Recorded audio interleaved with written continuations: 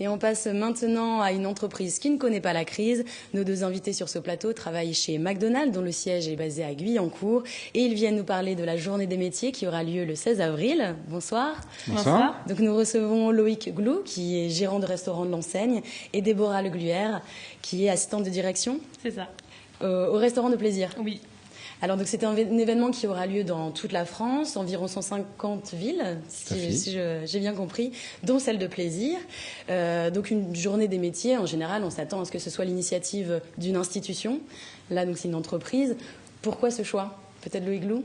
Tout simplement parce que nous souhaitions communiquer sur nos métiers, sur ce qu'on sait faire chez McDonald's. On est présent depuis plus de 30 ans maintenant sur le marché français et on connaît assez mal les métiers de McDonald's. Donc on souhaitait faire en sorte que nos équipes puissent les présenter à des invités qui se sont inscrits au préalable sur le site de mcdonalds.fr.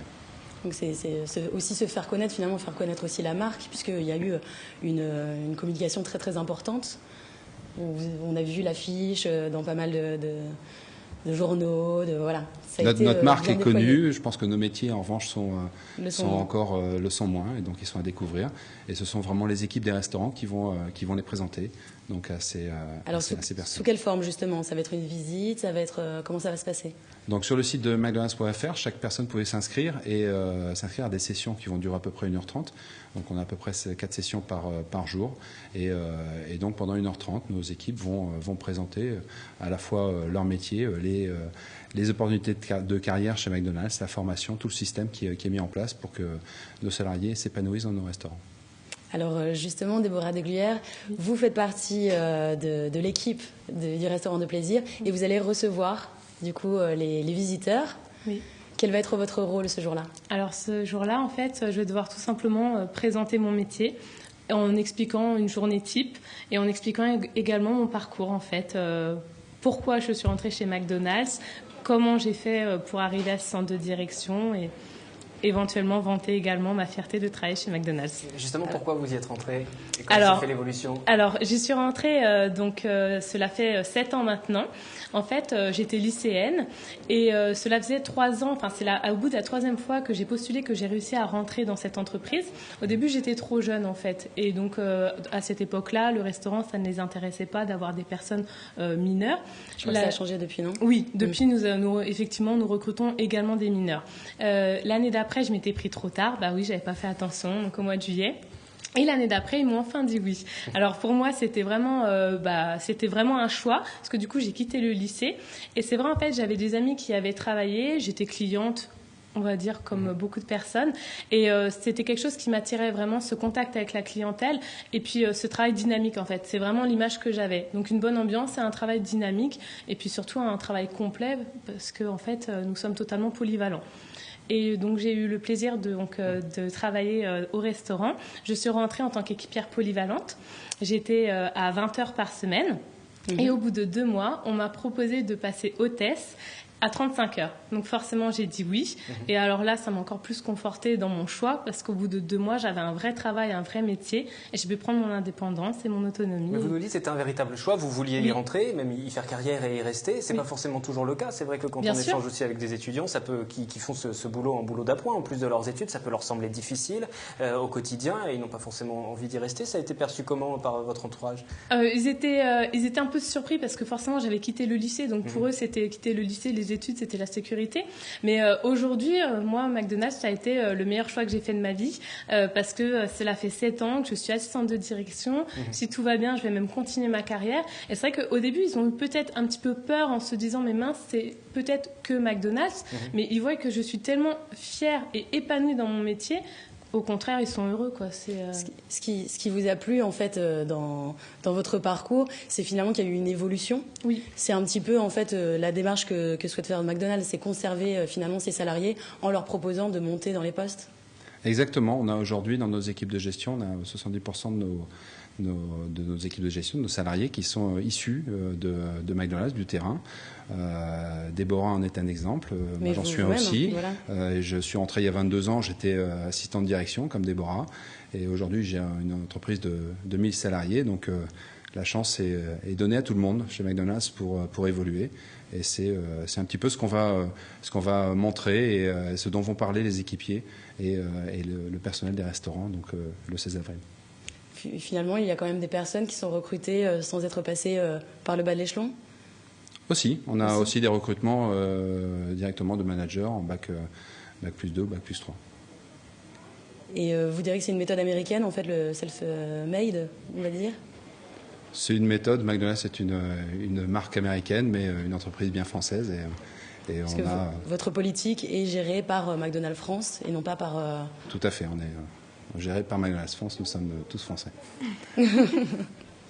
Alors, on voit donc qu'il y a des perspectives d'évolution, des volontés de conserver vos salariés.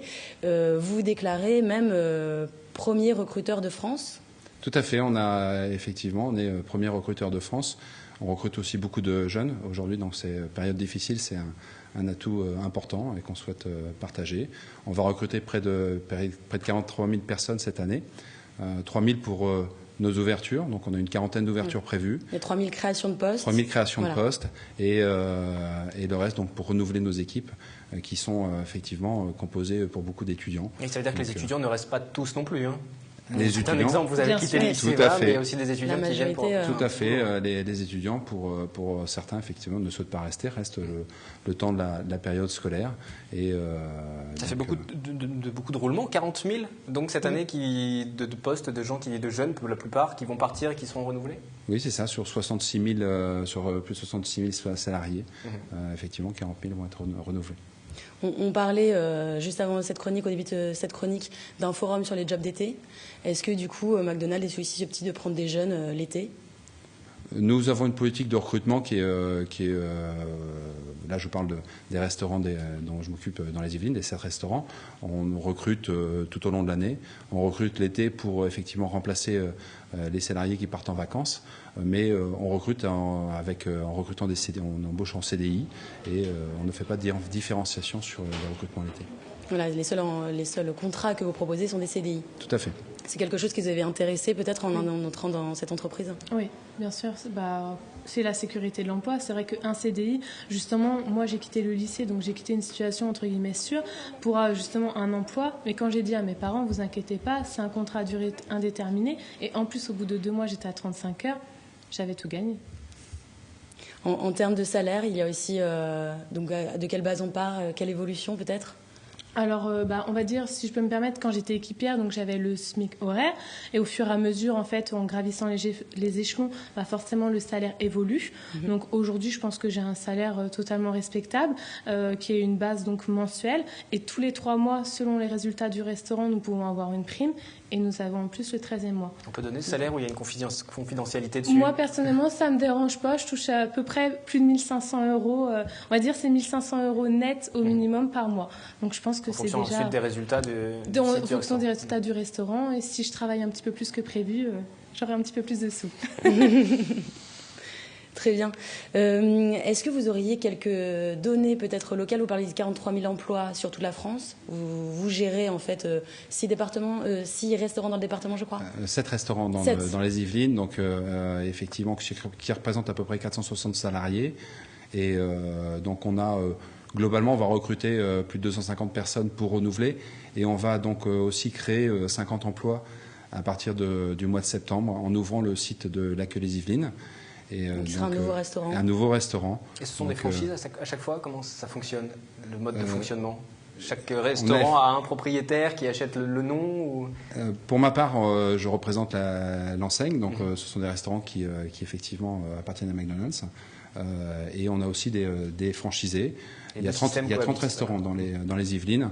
Et donc, aujourd'hui, 7 sont gérés par la compagnie et le reste par les franchisés. Donc, 7 par vous-même. Exactement. Vous avez signé également un accord avec Pôle emploi et le ministère du Travail. Vous pouvez nous dire un petit peu de quoi il s'agit, déjà pourquoi cet accord ? Tout simplement pour bénéficier des compétences de plan d'emploi et d'utiliser leur méthode de recrutement par simulation. L'accord, on le précise, c'est d'embaucher 3 000 personnes par an, assurément. Tout à fait. Voilà. Et donc en échange, il vous aide à les trouver? Exactement. Et le recrutement, justement, vous cherchez quel type, en quoi il vous aide en fait? Ils nous aident tout simplement par les méthodes de simulation où on va, avec eux, permettre de pouvoir recruter des personnes sans qualification et par simulation. Donc vous n'êtes pas amené vous-même à recruter des personnes dans votre restaurant? Si. Vous, peut-être, c'est aussi votre fonction? Oui. Nous sommes, par exemple, managers. Nous pouvons être formés justement au recrutement. Alors, ça dépend des restaurants. Moi-même, j'ai déjà effectué des entretiens d'embauche. Et j'ai déjà, du coup, on va dire, proposé des équipiers à l'embauche à mon directeur. Et sinon, nous avons la responsable du personnel ou le directeur, bien souvent, qui gère les entretiens pour le recrutement. Voilà. Alors, vous indiquiez donc, que c'est souvent des personnes qui sont peu diplômées. Vous l'étiez aussi... Bien sûr. Vous aviez le bac, je pense. Même pas. Même pas. En entrant. Finalement, la force aussi finalement de cette enseigne, c'est que vous pouvez aujourd'hui sortir de McDonald's avec un diplôme. Oui, avec vous la nous expliquez un peu comment ça... Voilà, avec la VAE. Alors, c'est vrai que donc McDonald's aujourd'hui nous offre une belle opportunité. Donc, nous avons 3 VAE disponibles. Pour les équipiers, c'est agent polyvalent de restauration. Pour les managers, c'est le BTS de management des unités commerciales. Et pour le directeur, c'est la licence, c'est ça? C'est un diplôme type école de commerce. C'est une licence de gestion management. Tout à fait. Avec, entre autres, le directeur de Déborah a suivi cette VAE et donc a un diplôme de la Rouen Business School. Ce sont des diplômes que vous pouvez faire valoir ensuite si vous changez d'entreprise? Tout à fait. C'est un vrai diplôme reconnu par l'État. Un diplôme reconnu par l'État, donc un CAP, un BTS ou un diplôme de licence école de commerce. Donc pour résumer, vous ne connaissez pas la crise? Tout va bien dans les restaurants McDonald's. Voilà. Merci à vous d'être venu nous parler emploi ce soir. La chronique de l'Écho se poursuit avec quelques infos en plus. Et oui, la société pharmaceutique Scomedica, basée à Montigny, est en cessation de paiement depuis le 28 mars et fait l'objet d'une procédure de redressement judiciaire. Cette entreprise a été rachetée en 2012 par le groupe américain Apricus Bio. Elle promeut et distribue des médicaments, mais souffre clairement d'une baisse du marché des médicaments non génériques en France. 90 salariés pourraient perdre leur travail. Autre information concerne le vélo, le monde du cyclisme? Oui, 715 000, c'est le nombre de trajets quotidiens à vélo en Ile-de-France. En 10 ans, ils ont été multipliés par 2. Ça représente tout de même 2% des trajets effectués par les habitants de la région. Pour accompagner cette tendance, la région Île-de-France vient donc de voter 7,9 millions d'euros d'aide en tout genre en faveur des circulations douces, par exemple des pistes cyclables, des voiries, des plans de déplacement interentreprises ou encore la création de consignes de vélos sécurisés dans les gares. On attend donc de voir cette application à Saint-Quentin-en-Yvelines et dans ses environs. Le très haut débit, on en parle beaucoup, mais tout le monde n'y a pas encore accès. Est-ce que ça va changer? Ça devrait changer. Orange et SFR l'ont promis. Tous les habitants d'Île-de-France devraient avoir un accès à Internet d'ici 2020. Il faudra attendre un petit peu, mais ça devrait arriver. Un accord a été signé avec la région qui s'engage de son côté à faciliter le raccordement. Et puis, pour conclure, 3 dates, c'est l'agenda. C'est l'agenda. La CGPME, donc la Confédération Générale du Patronat des Petites et Moyennes Entreprises, organise le 18 avril un petit déjeuner d'information à Mantes-la-Ville dans le cadre du Forum de l'Emploi. L'occasion pour la DIRECT, qui est la Direction Régionale des Entreprises, de la Concurrence, du Travail et de l'Emploi, de présenter ses dispositifs d'appui aux entreprises. Et un éclairage sera également donné sur les contrats de génération et de professionnalisation. Et puis, jeudi prochain, la société ACS France organise une journée porte ouverte dans ses locaux à Buc. Elle présentera la Shotover K1, qui est une caméra gyrostabilisée.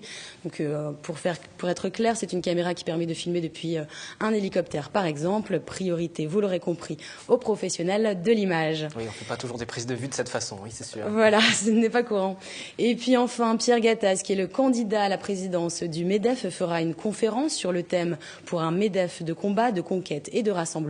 C'est ouvert à tous, membres du MEDEF ou non, et puis c'est l'occasion de rencontrer un des nombreux candidats. Merci Claire pour ce point complet sur l'économie. À jeudi prochain.